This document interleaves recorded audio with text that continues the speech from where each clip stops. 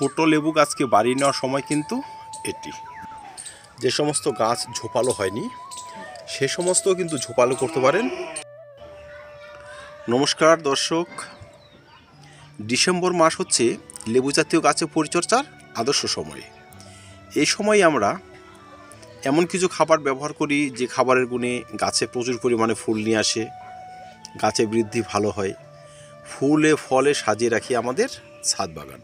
এই পরিচর্যার মাঝখানে কিন্তু আমরা একটি জিনিস ভুলে যাই, সেটি হচ্ছে যে সমস্ত গাছ ছোট রয়েছে, বিশেষ করে লেবু জাতীয় গাছ, সেই গাছের প্রপার পরিচর্যা। আর তখনই ছোট ছোট গাছগুলো হয়ে যায় অসুস্থ, দুর্বল, খর্বাকৃতি। যে সমস্ত গাছ এক বছর পরেই প্রচুর পরিমাণে ফুল এবং ফল নিয়ে আসবে, সে সমস্ত গাছের পরিচর্যা সারতে হবে এই ডিসেম্বর মাসে, এই এখনই। তো দর্শক, ভিডিওটি খুব ইম্পর্ট্যান্ট, তাই ভিডিওটি সম্পূর্ণ দেখার অনুরোধ রইল। দর্শক, ছোট গাছ বলতে আমরা কাকে বলবো?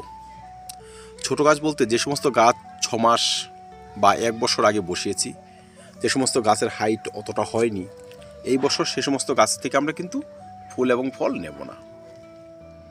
তো দর্শক, সে সমস্ত গাছকেও কিন্তু এখন বিশেষ পরিচর্যার মাধ্যমে কিন্তু সুস্থ, সতেজ এবং ঝোপাল করে নিতে হবে। যেমন আমার একটি চায়না কমলা লেবুর গাছ দেখছেন, ছোটো ছোটো পাতা, আমি নার্সারি থেকে কিনেছি। লাল টাইপের কমলা, খুব ঝোপালো কমলা হয়, সেখানে একটি গাছ ছিল, দেখেই কিনেছি আমি। তো দর্শক, এই গাছকে কিন্তু আমার বাড়িয়ে নিতে হবে। আর একটা জিনিস আমরা জানি, গাছে যখন ফুল আসে, মানে যে সময়টায় ফুল আসে সেই সময় কিন্তু গাছের বৃদ্ধিও ভালো হয়। জানুয়ারি থেকে ফেব্রুয়ারি মাস হচ্ছে লেবু জাতীয় গাছে ফুল আসার আদর্শ সময়। আর তখন যে গাছে ফুল আসে সেই গাছে তো আসেই, যে গাছে আসে না সেই গাছ থেকে বেরিয়ে যায় নতুন নতুন শাখা, নতুন নতুন পাতা। যেহেতু আমার এই গাছটি ছোট, আমার এই গাছে তো ফুল প্রয়োজন নেই, আমার এই গাছের প্রয়োজন নতুন নতুন শাখা, নতুন নতুন ডালপালা। তাই এই ডিসেম্বর মাসে কিন্তু এই গাছের গোড়ায় আমি প্রথমে একটি খাবার ব্যবহার করে দেব। কি খাবার ব্যবহার করব? যেই খাবারে থাকবে খাদ্যের প্রত্যেকটি উপাদান সঠিক পরিমাণে, বলতে গেলে মিশ্র খাবার। দর্শক, মিশ্র খাবারের ভিডিও চ্যানেল রয়েছে, সেটি দেখে নিতে পারেন।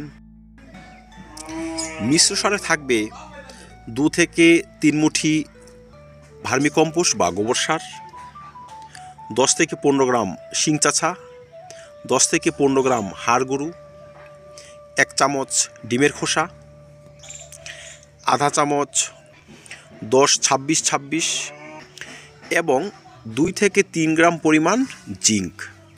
এই সকল উপাদান একত্রে মিশিয়ে আমরা কিন্তু মাসে একবার করে ছোট লেবু গাছে ব্যবহার করে যাব।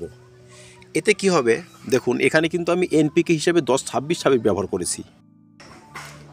10-26-এ সামান্য পরিমাণ নাইট্রোজেন রয়েছে, যে নাইট্রোজেন গাছের যে হাইট, গাছের যে বৃদ্ধি, সেটি করতে কিন্তু সাহায্য করবে। ব্যবহার করেছি জিঙ্ক। জিঙ্ক কী করে? গাছকে শক্তিশালী করার সঙ্গে সঙ্গে গাছের যে কোষ বিভাজন সেটি কিন্তু করতে সাহায্য করে। মানে গাছের যে বৃদ্ধি, হাইট বাড়ানো, অধিক পরিমাণ ডাল নিয়ে আসা, পাতা নিয়ে আসা, সেই সব কাজ কিন্তু করে। তো সেই জন্য আমরা জিঙ্ক ব্যবহার করেছি। সামান্য পরিমাণ এখানে রয়েছে ফসফরাসযুক্ত খাবার, যেমন 10-26-26-এর মধ্যে ফসফরাস রয়েছে। ফসফরাস এই সমস্ত গাছের শিকড়ের বৃদ্ধি কিন্তু সঠিকভাবে করবে। আর টবের মাটিতে যে সমস্ত খাবার ব্যবহার করব, সেই শিকড়ের মাধ্যমে কিন্তু এই সমস্ত খাবার গাছের উপযোগী হয়ে আসবে। তো দর্শক, মিশ্র খাবারের কিন্তু অনেক গুণ, সেসব আলাদা করে বলা প্রয়োজন নেই, জানেন। যাই হোক, এখন আমরা ব্যবহার করব মিশ্র খাবার 1 মাসে 1 বার। কিছু কিছু ক্ষেত্রে গাছের কিন্তু ডালপালা বেশি থাকে না। অনেক সময় আমরা নার্সারি থেকে এমন এক গাছ কিনে নিয়ে আসি যে গাছের একটি শুধু স্টিক থাকে, মানে তার প্রধান কাণ্ড একটি, আনুষঙ্গিক ব্রাঞ্চ থাকে না। তো সেসব গাছ কেনা ঠিক নয়। তারপরে যদি কিনে নিয়েও আসি, এই সময় আমাদের কিন্তু সেই সকল গাছের মাথা কেটে দিতে হবে, বা যদি 2-4টে করে ব্রাঞ্চ থাকে তার ব্রাঞ্চের মাথাগুলো কেটে দিতে হবে। তারপর কি হবে, সেখান থেকে কিন্তু অধিক পরিমাণে ব্রাঞ্চ গজাবে। বিশেষ করে জানুয়ারি থেকে ফেব্রুয়ারি মাসের দিকে কিন্তু সে সমস্ত গাছ ধীরে ধীরে ঝোপালো হতে শুরু করবে। আর সেই অধিক পরিমাণে ব্রাঞ্চ যুক্ত গাছই কিন্তু আগামীতে অধিক পরিমাণে ফুল নিয়ে আসবে। দর্শক, ডিসেম্বর থেকে জানুয়ারি মাসের মধ্যে আমরা যদি একটি অনুখাদ্য গাছে স্প্রে করে দেই, সেক্ষেত্রে কিন্তু গাছ আরও সুস্থ এবং সতেজ থাকবে। যাদের গাছ খুবই দুর্বল, তেমন স্বাস্থ্যবান নয়, তারা কিন্তু একটি অনুখাদ্য অবশ্যই স্প্রে করবেন। অনুখাদ্য 15 দিনের ব্যবধানে 2 বার স্প্রে করে দিন, দেখবেন গাছের পাতা যেমন চকচকে হবে, নতুন যে শাখাগুলো গজাবে সেগুলো কিন্তু সুস্থ এবং সতেজভাবে গজাবে। এখন গাছ থাকবে ডরমেন্সিতে, অন্তত 1-1.5 মাস ডরমেন্সি থাকবে। তো এখন যদি খাবার ব্যবহার করে দিই ডরমেন্সি কাটিয়ে, যখন গাছের বৃদ্ধি হবে তখন কিন্তু সেই খাবার গাছের উপযোগী হবে। তাই এখনই কিন্তু গাছে খাবার ব্যবহার করে দেবেন। কিছু কিছু গাছে কিন্তু এখন ছত্রাকের আক্রমণ দেখা যায়। বিশেষ করে ভোরের কুয়াশায় সব থেকে বেশি হয় পাউডারি মিলিডিউ, ডাউন মিলিডিউ, এরকম ছত্রাক। এই দেখুন কালো কালো ছত্রাক, এটা ছত্রাক। এই সময় যদি আমরা 7 দিনের ব্যবধানে 2 বার কপার অক্সিক্লোরাইড, মানে ব্লাইটক্স, ম্যানকোজেব গ্রুপ, সাফ বা হাতের কাছে আপনার যেটি থাকবে, ভ্যাবিস্টিন হোক, এমিস্টার টপ হোক, এন্ট্রাকোল হোক, যেটি থাকুক, 7 দিনের ব্যবধান 2 বার স্প্রে করে দিন। সে সকল সমস্যার কাছ থেকে খুব স্বাভাবিকভাবেই দূর হবে। দর্শক, ডরমেন্সির সময় গাছের পাতা ঝরে যায়। আমাদের ছোট গাছ, তার পাতা সম্পূর্ণরূপে নাও ঝরতে পারে, কিন্তু ডরমেন্সি কাটিয়ে আসার সঙ্গে সঙ্গে গাছে কিন্তু আমরা ভালো মানের জল ব্যবহার করব। দর্শক, আমাদের এই সমস্ত গাছে ওয়াটার ট্রিটমেন্ট, ওই ফুল আসবে যে গাছে, তার সমান করলে কিন্তু হবে না।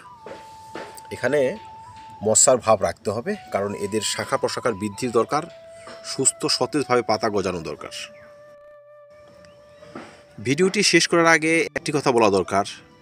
অনেক সময় বাগানের সব লেবু গাছ কিন্তু আমরা একদিকে রাখি, কিছু কিছু গাছে ফুল আসবে, তার পরিচর্যা করি, সেই গাছে হয়তো পিজিআর স্প্রে করি, সেই পিজিআর কিন্তু আমাদের এই ছোটো ছোটো গাছেও কিন্তু এসে লাগতে পারে।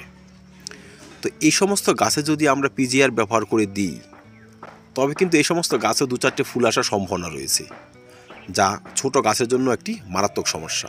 তো দর্শক, ছোট গাছের পরিচর্যা হবে ভিন্ন, যে সমস্ত গাছে ফুল এবং ফল আসবে তার পরিচর্যা হবে ভিন্ন। তাই এই সমস্ত গাছ একটি সেফ জায়গায় রাখাই এখন ভালো। তো ধন্যবাদ দর্শক, এই ছিল ছোট্ট ভিডিওটি ভালো লাগে লাইক এবং শেয়ার করবেন, চ্যানেলটি সাবস্ক্রাইব করে পাশে থাকবেন।